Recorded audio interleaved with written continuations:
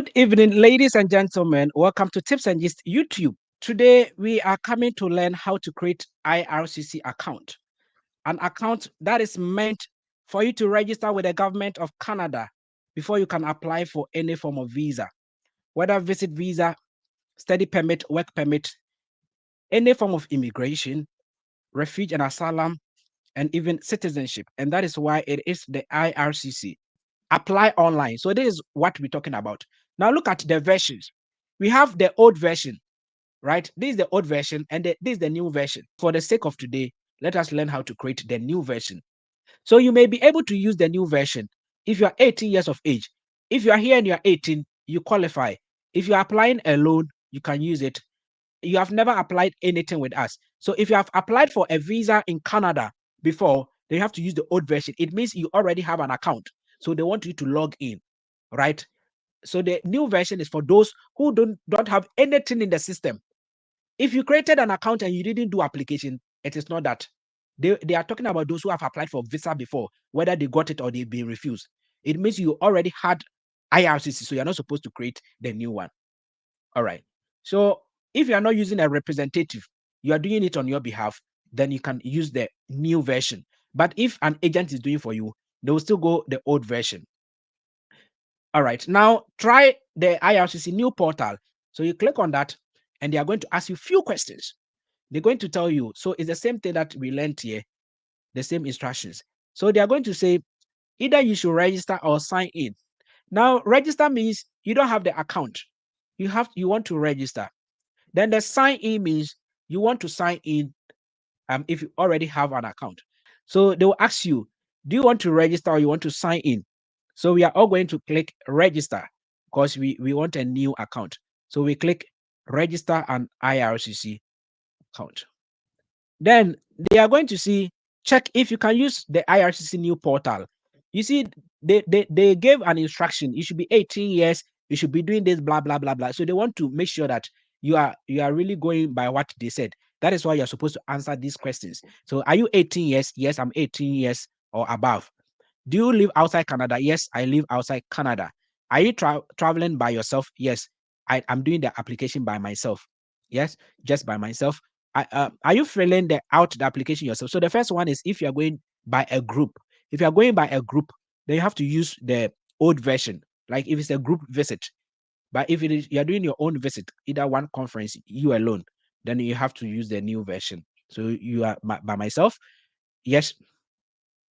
Somebody is saying that what if I'm going with my wife? If you're going with your wife and you feel that, oh, you want to do application, your wife also do a separate application, you can all create different IRCC accounts and you all do your own application. The group is those tourist NGOs, the agencies who can go as a group, 50 people, they register all them together through that company. And the company is licensed and registered, right? And they use them to go on a tour. That is what they are talking about. It is not when you are going with your wife. No, if you're going with your wife has to do a separate application. All right.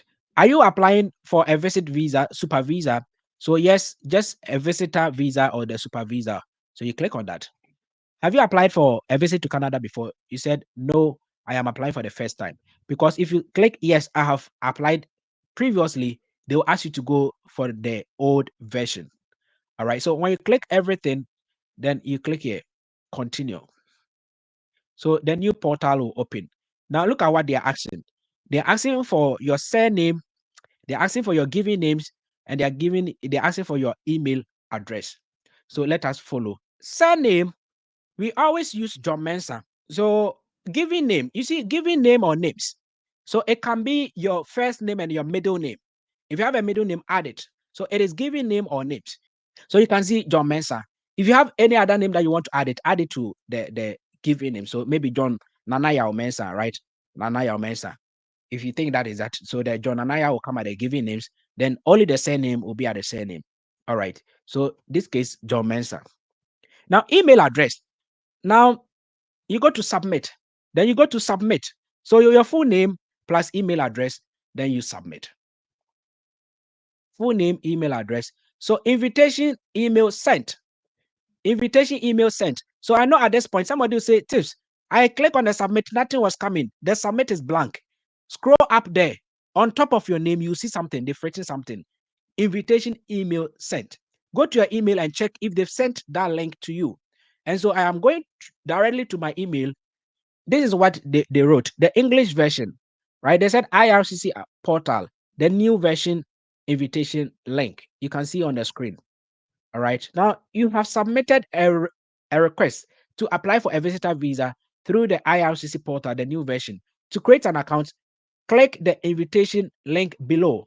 So this is the link. Click on that. It will then open. It will open like this for you guys. I hope you guys are following.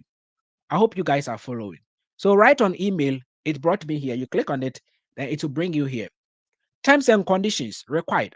Right? So you go here. I have read and accepted the conditions. You click on that. Then you go to continue. Now create an account.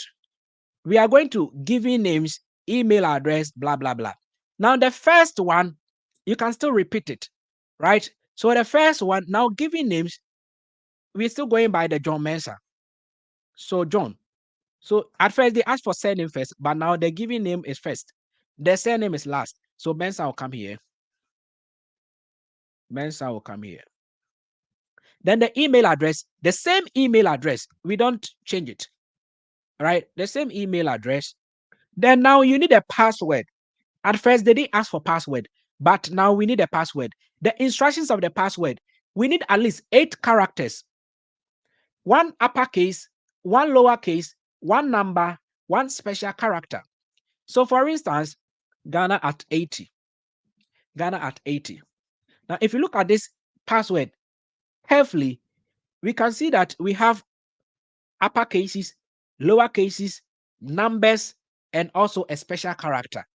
So the same thing we are going to key in at the confirm password. Please make sure your password consists of at least 1 uppercase, 1 lowercase, a number, a special character, and make sure that it is 8 characters or more. 8 characters or more. Now we go to, are you a human? Yes, I am a human being. So if you click on that, then this one will come, create account will come. Then you go create account. So because everything is correct, they are still sending a verification code. Now you see the process is quite lengthy. So now you go back to the email address again, you see another message where they've sent a verification code. This time around, you're not going to click on a link, but this time you are going to copy the code. Then you come and place it in the box over there. Then you paste it over there. You go to continue.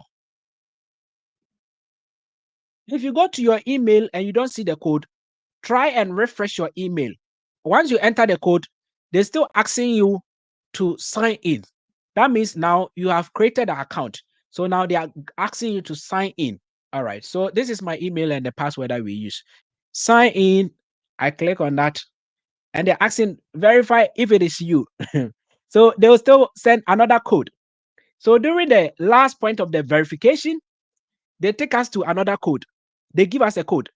Now, at this point again, they sign in again, they'll ask you for a code. And anytime you want to sign in, they will still ask for a code. So please don't say, why are they asking for too many codes? The first one was you registering.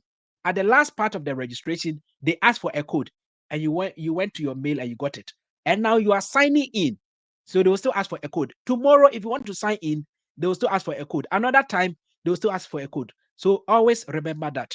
So you still have to go back to your email address. And this time around, you click on the mail and you see that another message will come. And then we put it here, the verification code. And then we click continue. Now, if you come here, set up your account. They are asking you to set up your account. So now you need your phone number. So either your residential number, your cellular number, and other number. So you can go to cellular number, and that is the mobile number. Residence is just like a home number. They'll ask for you for the country code. So you click on the cellular, right? The normal mobile phone number, all right? Then you go to country code. Country code, you select, if you're in Ghana, you go to Ghana. Then the +233 will come. Then they'll ask for the number. Now, telephone number, country and number is required. So you have to click here.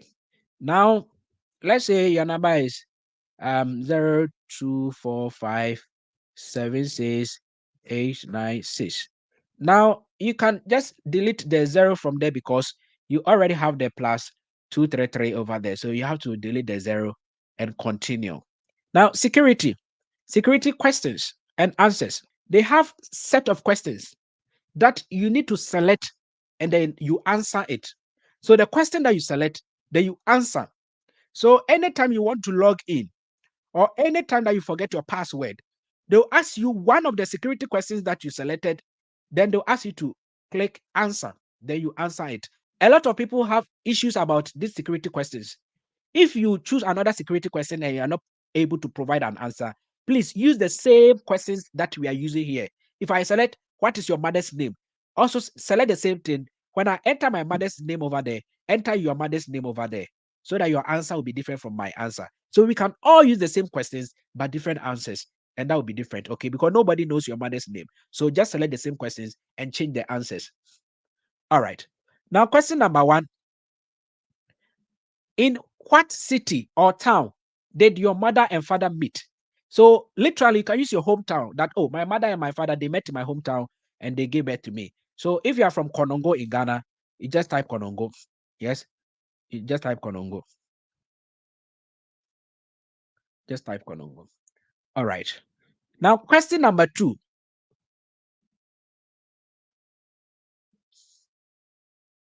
What was your favorite food as a child? So you can say maybe fufu. If you enjoy fufu, say fufu. So you see, you can maintain the same questions, and when you get there, you change your answers, or you can change your questions and your answers. Nobody cares. So please choose questions that you can easily remember any day, anytime. Any day, anytime. And so what was your childhood nickname? Onkwara abrim, nickname, childhood nickname. So you can say you type your nickname over there, right? When you went to SHS, I know childhood you might not have nickname, but secondary school you have a nickname. So you can just type it over there. So you can see I've answered the security questions. First one, in what city or town did your mother met? Mother and father, I say Konongo. What was your favorite food as a child? I say fufu. What was your childhood nickname? I said Ziggy. So I am done. Save and continue. So I have opened. It has come. So you see, start application. You always have to click here, start application and begin. So at this point, this end today's classroom. Another time, if we are learning a visit visa, we are not going to create IRCC account. We will just log in. Now you can see messages. If you have any form of message, that is where you see it. You can see profile. It will tell you your name. So let me be clicking on it so that you see. If you click message, they are going to tell you if you have any message. There's no message, so nothing will come here. That is when you apply for visa that IRCC want to send you a message, right? You see it over there. Then your profile, you're going to see, they say you have no profile yet. All right. So your profile will appear once you submit an application. So once you submit maybe a visit visa, your profile will start appearing. Then applications. The applications that you've done will list over there. So you have visitor visa application over there. You can also choose another application that you want to do over there. Account settings, you can also set your account, probably change your email address or your telephone number or anything that you want to change. So you can change your password, you can change your email address, a whole lot.